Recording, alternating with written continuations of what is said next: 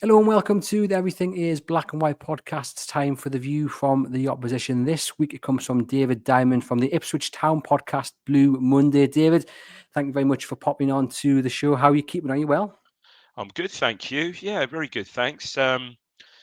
Looking forward to looking forward to the game. Newcastle at home is always a big game, so yeah, really looking forward to it. It was described to me a couple of days ago as the Sir Bobby Robson derby, so Ah. bound to be a bit of emotion around it. Oh, I think so. Yeah, it's such a link between, he's such a strong link between both clubs. I'm that age, and I was fortunate enough to see, most of those games in the formative years. FA Cup final, UEFA Cup. Consistently almost seen for a period of years, consistently runners up in what was the old first division, obviously pre Premier League. But yeah, what a fantastic man. Yeah. Unfortunately, never actually got to meet him in person. But yeah, just strides across both clubs, and I think really strong emotional ties with both clubs. Obviously, with Ipswich, where he cut his managerial teeth and became let's face it, the manager he is, onto England, and then obviously Barcelona and Eindhoven, etc. Obviously Newcastle, which was his boyhood club. So yeah, what a man, and obviously certainly in Ipswich, obviously quite rightly held in the highest esteem, and always will be. Yeah, indeed. How will Ipswich approach the game on Saturday? Because I haven't seen too much of them, so I'm kind of coming at this a little bit blind, as I'm sure most of our listeners and viewers are. So if you can give us any insight, that would be greatly appreciated. Don't want to give too much away. Yeah, look, it's a tough. I mean, it's been an odd baptism. It's certainly been a baptism of fire back into the back, certainly for us supporters, back into the Premier League. I mean, obviously, all know the story. We've come from League One, back to back promotions, which was just incredible from where we were even 2.5 seasons ago. Just absolutely incredible, really. But I think we're growing into the Premier League. I think it's fair to say. I mean, obviously, first two games we had were Liverpool at home and Man City away, which you didn't expect too much from. And yeah, we were probably in the game against Liverpool first of all, first half, for first 60 minutes. Then, yeah, they reshuffled, and yeah, they deservedly won, and we got done 4-1 at City. Other than that, we got beat 4-1 at West Ham, which probably wasn't a true reflection of the game. Really, we sort of got a bit bullied out of that one. But other than that, and in recently, so since we got our first win against Spurs, what was that, 6 weeks ago now? Um, it's been a case of we've been in games, we've been perhaps unlucky not to win games, but we've been really been competitive in all the games. So all the games we've just lost by the odd goal. And also last minute goals. Bournemouth was one the week before, 94th minute. A Leicester equaliser a couple of weeks before that, 94th minute. Um, so it was really nice to, very important to get the win against Wolves last week in a similar vein, 94th minute. So I think the answer to your question, yeah, the approach tomorrow. It'll be an interesting one, because as we spoke just before coming off there, the big blow for us tomorrow is, unfortunately, Liam Delap picked up his fifth yellow card in the melee or furore or whatever you'd call it after the game at Wolves, unfortunately, last week. So he's out for tomorrow. And it's, from an Ipswich fan, no disrespect to Newcastle, but looking at our next three games, I don't know if you realise who we've got over Christmas, but we've got you tomorrow. The 27th, we've got Arsenal away. And the 30th, we've got Chelsea at home. So I guess, again, no disrespect to Newcastle, from an Ipswich point of view, looking at tomorrow's game with a fully fit and available Liam Delap, I think perhaps of the three games, you're more likely to perhaps look at that game and think, yeah, maybe we've got a better chance of nicking something from that game, a point maybe, or something from that game, as we had from the other two. And, obviously the game that follows, the Arsenal game on the 27th, look, Arsenal away for us is just a free hit, really. So, yeah, it'll be an interesting one. And without Delap, we've got George Hurst, who would be Delap's natural replacement. He's been injured and not back, certainly not back till the new year.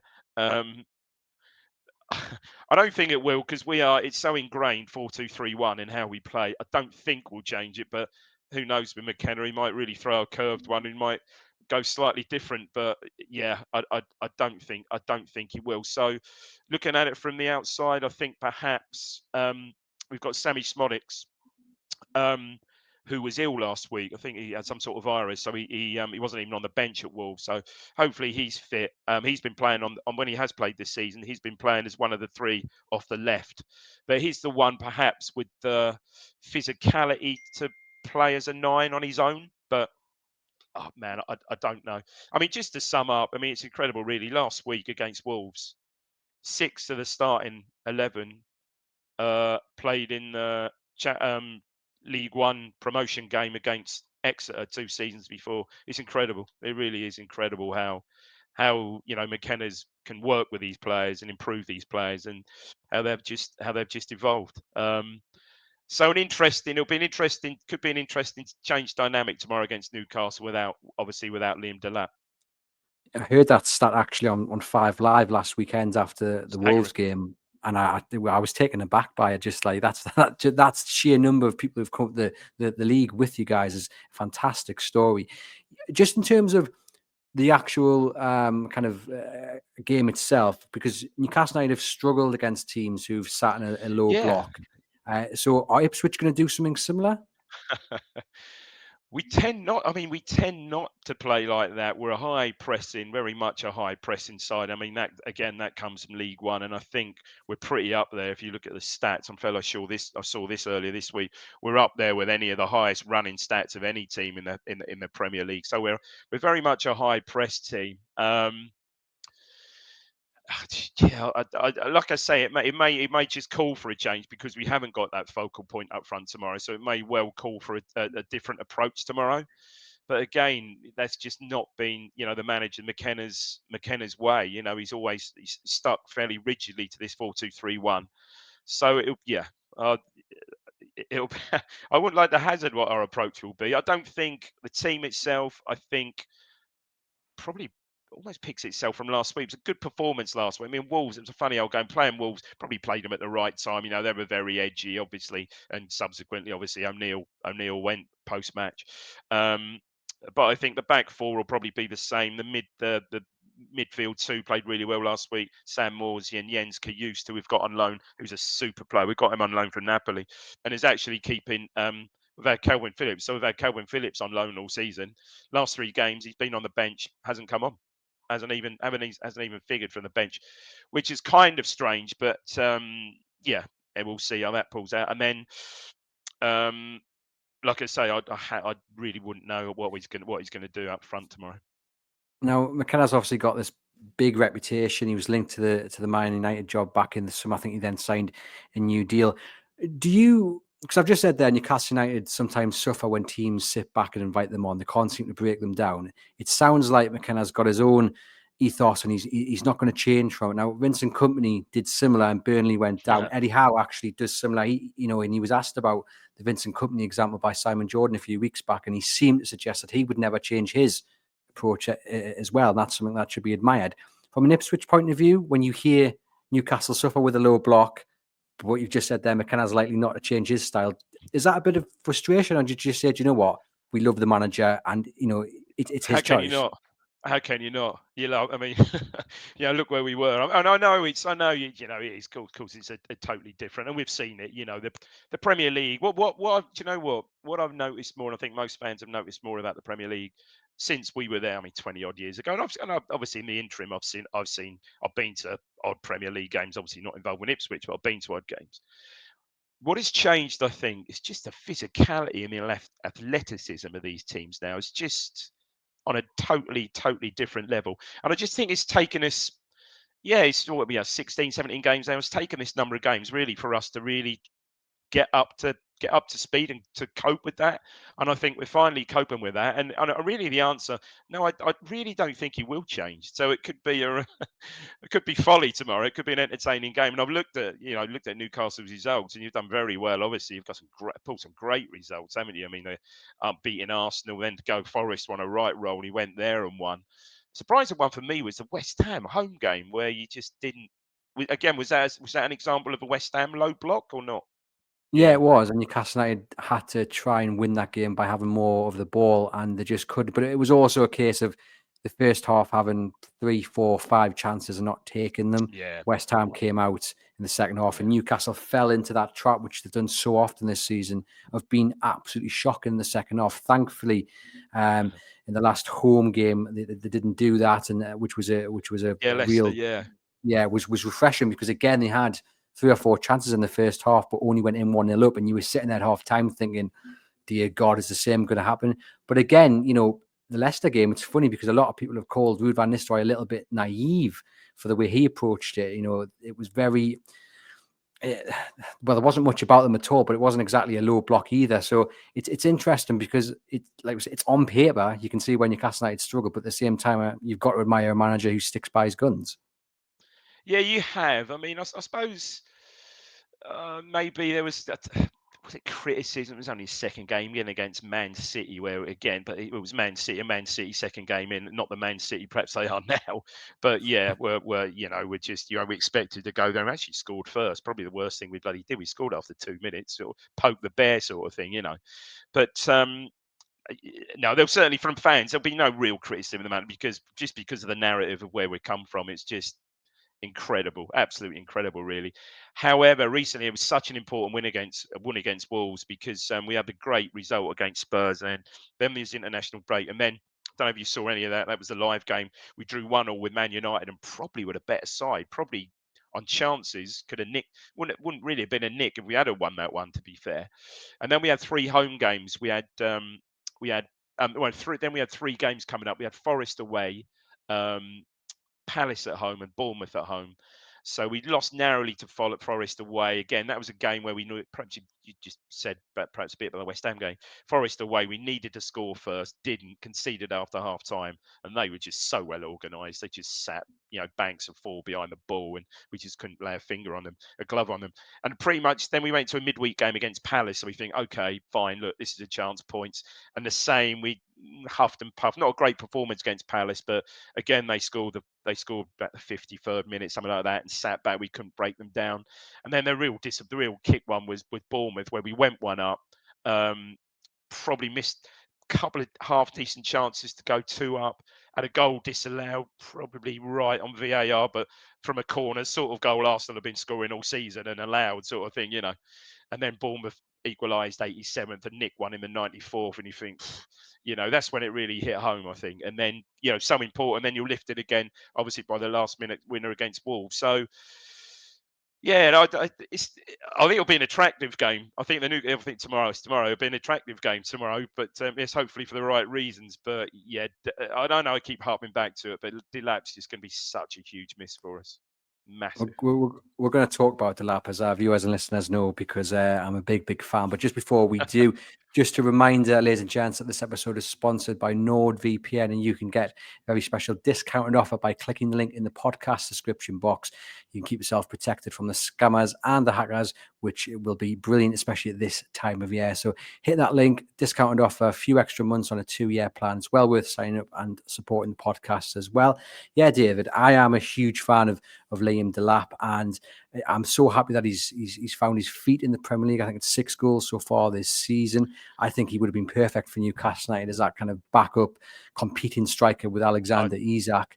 And he seems as well to be a bit of a bargain. I know it's 20 million isn't exactly something to be sniffed at or thereabouts, but A bit when you less look than at what that. other strikers are going for, it Yeah, seems like a good deal.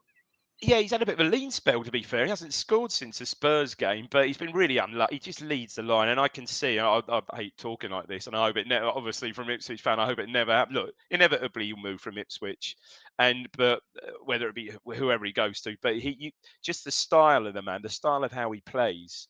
You could see him if he went to a certain club like Newcastle, and the number and got hold of somehow the number fabled number 9 shirt at Newcastle. My God, because just the style he plays, they'd absolutely love him there. But yeah, I think we're lucky to have him. Obviously, he was at Hull on loan last year. Played against us twice last year. I think he had injury after Christmas. Had a bit of a knee injury after Christmas, and only came back towards the end of the season for Hull. Actually scored against us in one of the last games, but certainly in the home game, which was last September 20.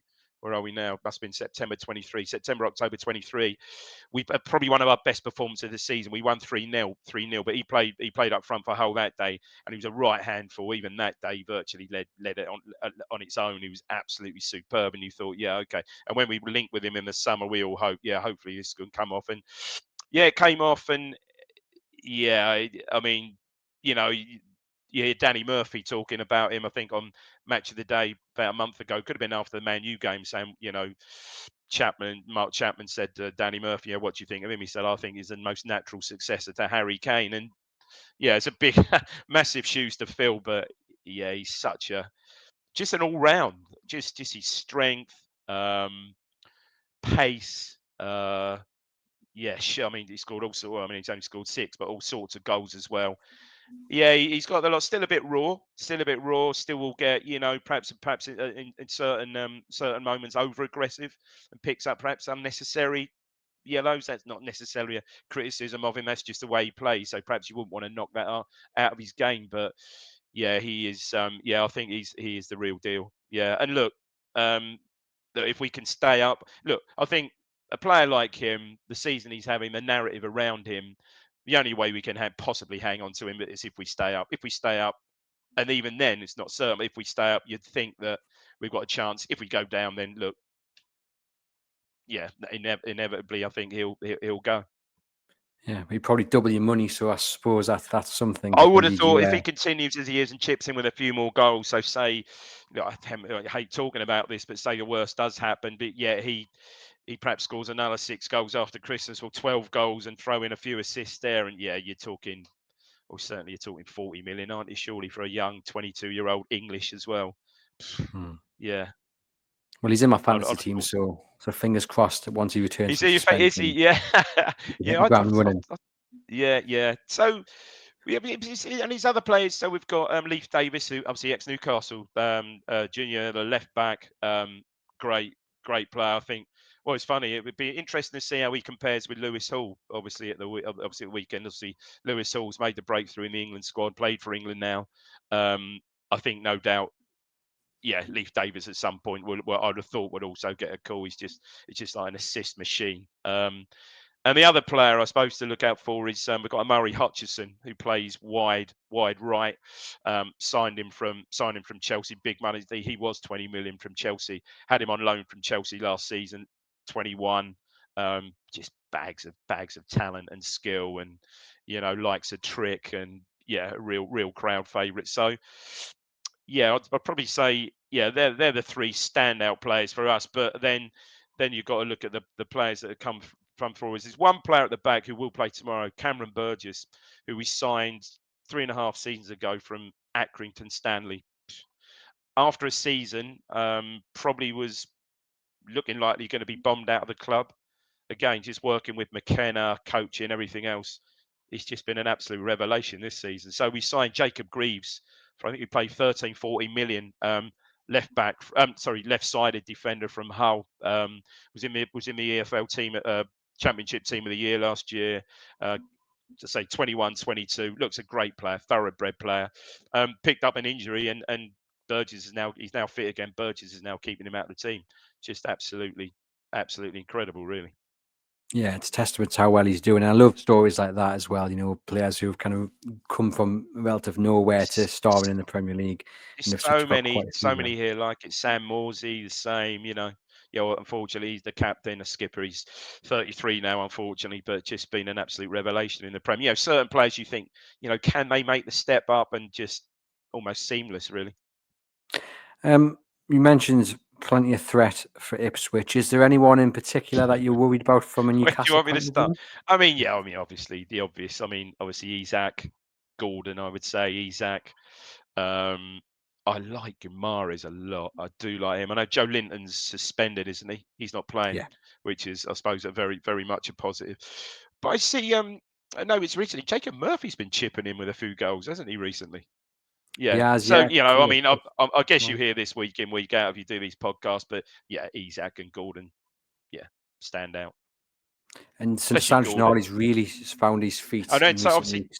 and I was going to get on to Tonali. Tonali's obviously now fit and scored his first couple of goals against Brentford, didn't he? Yeah, in the cup, What was set interesting 2. about that was I did a little bit of homework and sort of just look. I wonder what sort of side they put out. Really treating it. I mean, I suppose when you get to the quarterfinals, you do treat it seriously because it was exactly the same starting 11 as against Leicester. Yeah, Yeah, it was, yeah. yeah, yeah. I think And that I was think the others maybe did as to well. do Actually, I think it was maybe to do with it. Obviously, he's taking it seriously. It's going to be the best chance to win silverware. They've drawn Arsenal, but I'm not too concerned about Arsenal's second leg is here at home, and yeah. Newcastle Well, always seem to get the only better of Arsenal at home. beating them Yeah. already. Yeah, yeah.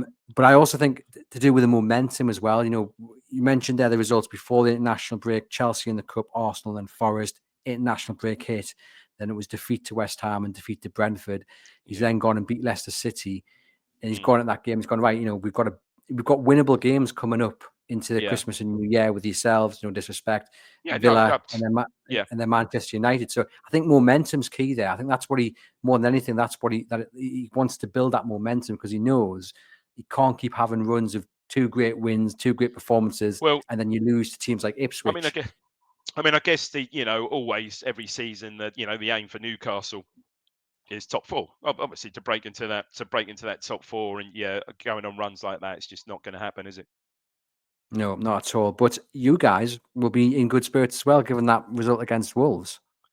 It was massive, mate. Because if we'd have lost that one, and to be fair, when Wolves equalised, 70 odd minutes, I think they equalised, probably against a run of play, but nothing was happening. It's one of those games where we went one up first half, own goal, comedy. You probably saw it, comedy own goal, really, or ball pinged back between the defenders, and you had a couple of chances. They had a couple of chances, but we're kind of keeping them at arm's length, and they kind of equalised, sort of out of the blue, sort of thing. And then it was like the bloody Alamo for 10, 15 minutes, and then it was quite strange. They all went really passive. Wolves did for like 5 minutes, so from 85 minutes onwards. So for the last 85 plus four, what was it? Yeah, with the corner, 9 minutes.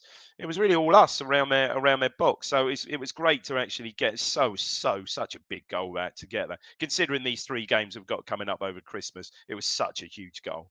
So look from our point of view, I think keep banging on about it, would feel a lot more confident of getting something from the game tomorrow with Liam Delap up front. So it'll be an interesting one to see what he'd like. I keep saying with this, but it'll be such such an interesting one. I mean, he's never gone 2 up front before. I can't see it, but who knows? I'm expecting it'll be Smodics through the middle tomorrow.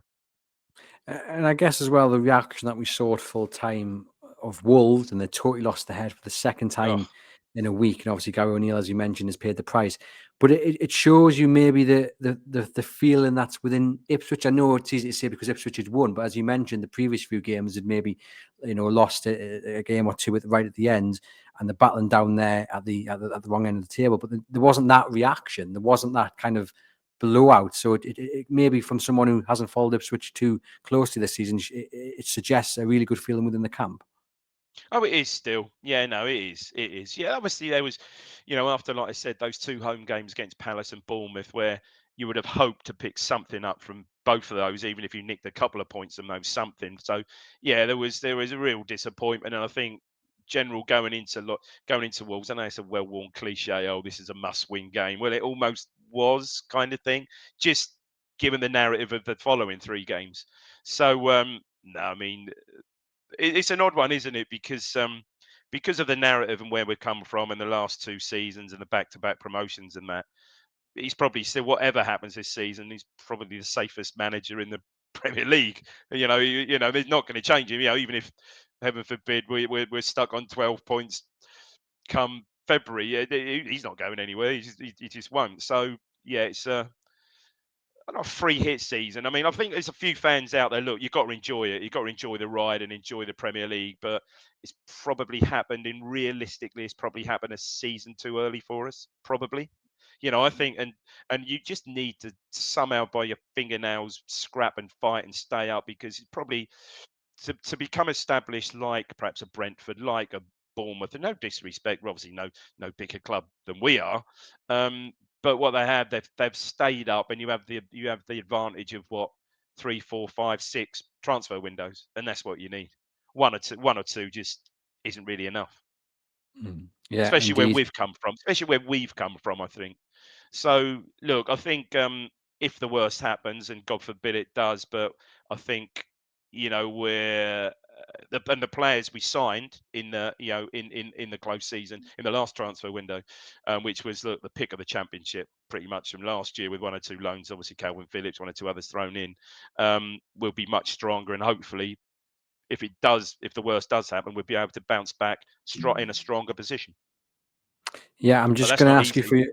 No, not at all, is it? I mean, many teams go down and don't end up coming straight back Yeah. up. I think Newcastle were probably one of the last teams to actually do that. There's been a few since that, but I don't think there's been too many at all, has there, from the top of my head? But yeah, I was just going to ask you: has the Ipswich security guard got his glasses back, and is he all right after that last weekend? yeah, yeah, Cunha, yeah, man. Well, I mean, that was unbelievable, wasn't it? I mean, they all kicked off. Well, worse, it all kicked off their previous game, West Ham, isn't it? I mean, it Yeah, was, yeah, that was not a good advert, was it? I mean, and I think the worst bit was Al-Naty, the left back, having to be manhandled by, was it Craig Dawson, I think, down the tunnel. I mean, it was just, yeah, not good. That, I mean, obviously made for good telly, but no, that wasn't good. I mean, we're just hoping then that doesn't get any further, because obviously one or two of our players were caught up in that, and hopefully it wasn't any, what's the word I'm looking for, incitement from. I don't think there was. Nothing's come out about that yet, so hopefully that's done and dusted. I say the only real bloody negative for us was obviously Delap picking up, for some or whatever, picking up his yellow after the game. yeah. But that's a It's a shame boost 'cause for Newcastle it's a shame United. 'cause he got substitute, and you think, oh great, you'll be fine for next week. Oh, this is superb. But yeah, I bet you're not so. Yeah, as a Newcastle fan, it'd just be like, well, what would be equivalent? Yeah, Isak getting suspended last weekend or something. Yeah, Well, it's like Joe Linton, obviously, as you mentioned in the show, he misses tomorrow's game, but it was a really daft yellow card that he picked up as well was against it? Leicester. And Eddie Howard made a point afterwards to say, I asked him not to get booked. And then I think he just turned it, I think he shouldered someone at the floor and turned around and had to go at the referee. And then he got booked. It's like, you didn't need to do that. Newcastle were comfortable. So what But what what will be interesting tomorrow? I mean, Newcastle are fairly, again with Eddie Howe, it's a 4-3-3, isn't it? Essentially, isn't it? essentially, yeah, it was so the midfield three is probably key to that. He seems to have found the balance, although as we say, Joe Linton won't be in it. So the Who'll big come in for Joe question Linton? is, Harvey Barnes? no, I think it'll either be Joe Willock or Sean Longstaff. I would personally Oh, pick Longstaff. Yeah, forgot. Yeah, Joe Willock, but I think he'll probably go Sean Longstaff. But then that yeah. is pretty In an much away it's game. a very defensive trio then. Sean Longstaff not known for his marauding runs with the ball.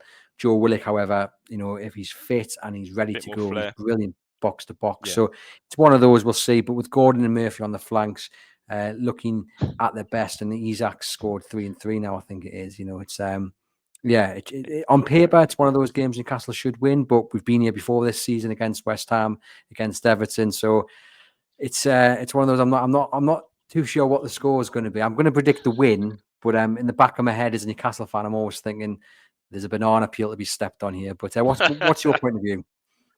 Oh, do you know, my heart's my. Oh, do you know what? I'm going with a 2-2. I think we might just nick a 2-2 draw. There you go. Like, well, it'd be an excellent point for Ipswich, wouldn't it, to build on that Oh man, brilliant I win would over I Wolves? would take that. I would take that all day now. Sorry, and you were saying who have you got over Christmas following We've the got Ipswich game? Villa on Boxing Day, and then we've got Man United on the 30th, and then So it's into like Villa at home.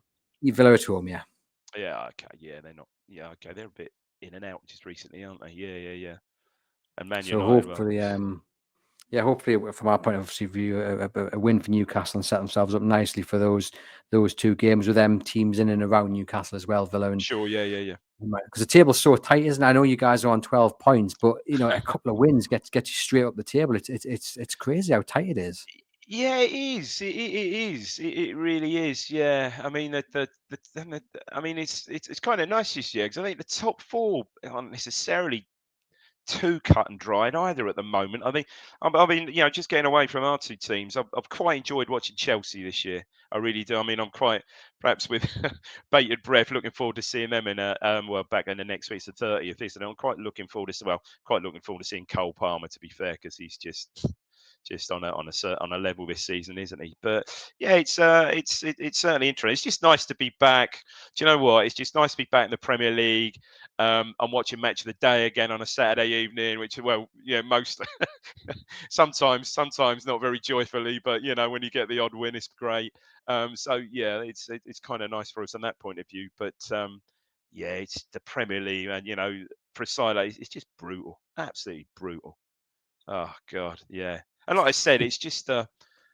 I'll tell you what was an interesting point. I got my son, and for the first time a couple of weeks ago when Bournemouth came out and both teams came out, I said to my son, I said, you know what, this is the first time where I've looked at both sides as they've come out of the tunnel this season, and I think we're actually physically we look a bigger side than they do. There's a me lot, but I mean, I wouldn't have really lost 2-1, but it's just every player seems huge, and every player just even centre backs back to when we were playing in the last playing in Premier League like 20 odd seasons ago. You still have the odd centre back that would just be there to head it away and hoof it clear and stuff. Oh, every centre back, they're just comfortable on the ball and they all can play and they all can ping 30, 40-yard balls and stretch the pitch. And you think, oh, dear hell, it's just, yeah, it's just moved on so much. Yeah, it certainly has, and it seems to be more entertaining for it as well, which is Oh, I think good. so. And yeah, well, fingers crossed from a Newcastle point of view to get the victory, and we can have a lovely Will you be Christmas. there? Are you coming down? No, I won't. I won't. Unfortunately, it's one of those grounds I want to get to because I've never been before, and it No. seems to have that tradition about it. So it's one of those grounds I would love to get to eventually. So fingers crossed. You don't win on Saturday, but you can pick up some results afterwards and secure a place in the Premier League. Because I think it's No, been great cheers. to see you guys back. Definitely. Appreciate that. Yeah, I mean, again, oh God, I went to Newcastle years ago, so I quite like to get back up there this year. But yeah, away tickets. So we are really well supported away from well supported home. So it's like 30,000 capacity. It'll be that tomorrow, no doubt about it. Sell out. And away support's been absolutely superb. So yeah, hopefully I'll be able to somehow scramble a ticket for the away game because I haven't really been to St James's since this totally been obviously haven't been there at all in the last 20 odd years, but since the total most recent development. So yeah, and I know the away fans used to be really up in the gods. I don't know if they still are they? Yeah, they are. So you'd have to get ready for that. Level 7. It's Yeah, not an easy climb for most fans, but no, it's certainly unique. yeah, no. Definitely is. So no, look, I'm really looking forward to a hopefully not too open game tomorrow. 'Cause I think it was a really open game. Looking at some of the players in your squad, Dave, flipping it, this could go badly, but yeah, it'll be an interesting one. It'll be interesting. So 4-3-3, we'll play 4-2-3-1, I think. 4-3-3. It'll be an interesting dynamic, I think. Certainly will be. David's gone there for 2-2. I'm going to go for a 2-1 win for Newcastle United. There you go. And thank you very much for popping on, David, and Cheers, mate. providing the Thanks for having us insight on.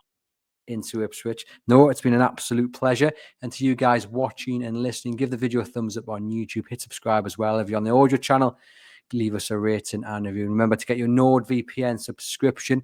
And we'll be back on Monday with the Monday show, hopefully celebrating 3 points for Newcastle United. But in the meantime, enjoy the rest of your weekend. Thanks, David, once again. And I'll catch you guys very soon.